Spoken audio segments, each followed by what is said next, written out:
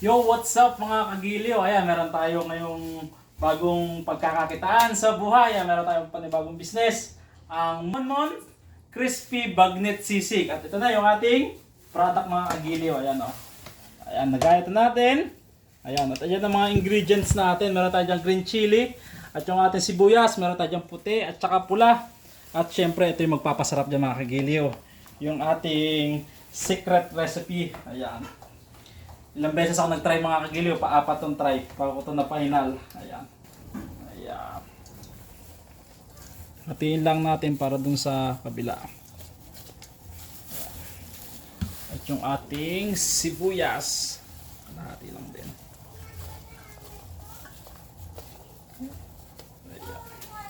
Siyempre, bubuhos natin yung ating sauce. Ayan yung papasarap dyan.